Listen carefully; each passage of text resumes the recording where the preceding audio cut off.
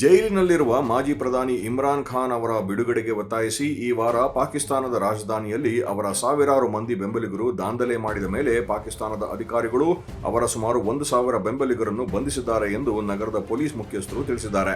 Central ಇಸ್ಲಾಮಾಬಾದ್ನಲ್ಲಿ ರಾತ್ರಿ ಇಡೀ ಎಲ್ಲವೂ ಅಸ್ತವ್ಯಸ್ತವಾಗಿರುವ ದೃಶ್ಯಗಳು ಕಂಡುಬಂದಿವೆ. ನೂರಾರು ಜನರಿಗೆ ಗುಂಡಿನ ಗಾಯಗಳಾಗಿವೆ ಎಂದು ಖಾನ್ ಅವರ ಬೆಂಬಲಿಗರು ಹೇಳಿದ್ದಾರೆ. ಇಮ್ರಾನ್ ಅವರ ಪತ್ನಿಯ ನೇತೃತ್ವದಲ್ಲಿ ನಡೆದ ಈ ಪ್ರತಿಭಟನೆಯಲ್ಲಿ ಪ್ರತಿಭಟನಾಕಾರರು ಪೊಲೀಸರ ಭದ್ರತಾ ಬ್ಯಾರಿಕೇಡ್ಗಳನ್ನು ಭೇದಿಸಿದಾಗ ಪೊಲೀಸರು ಪ್ರತಿಭಟನಾಕಾರರನ್ನು ಚದುರಿಸಿದರು ಎಂದು ಸುದ್ದಿ ಸಂಸ್ಥೆ ರಾಯ್ಟರ್ಸ್ ವರದಿ ಮಾಡಿದೆ. ಈ ಎಲ್ಲ ಮಾಹಿತಿಗಳಿಗೆ ಪುರಾವೆ ಇನ್ನೂ ಸಿಕ್ಕಿಲ್ಲವಾದರೂ ಸಾವಿರಾರು ಮಂದಿ ಬಂಧನವಾಗಿದ್ದು ನಿಜ ಎಂದು ಅಧಿಕೃತವಾಗಿ ದೃಢಪಟ್ಟಿದೆ. ಪ್ರತಿಭಟನಾಕಾರರ ವಿರುದ್ಧ ಪೊಲೀಸರು ನಡೆಸಿದ ಕಾರ್ಯಾಚರಣೆಯಲ್ಲಿ ಅರಸೇನಾ ಪಡೆಗಳನ್ನು ಬಳಸಲಾಗಿದ್ದು ಪ್ರತಿಭಟನಾಕಾರರನ್ನು ಚದುರಿಸಲು ಮದ್ದುಗುಂಡುಗಳನ್ನು ಬಳಸಲಾಗಿದೆ ಎಂಬ ಆರೋಪವನ್ನು ಇಸ್ಲಾಮಾಬಾದ್ನ ಪೊಲೀಸ್ ಮುಖ್ಯಸ್ಥ ಅಲಿ ರಿಜ್ವಿ ನಿರಾಕರಿಸಿದ್ದಾರೆ.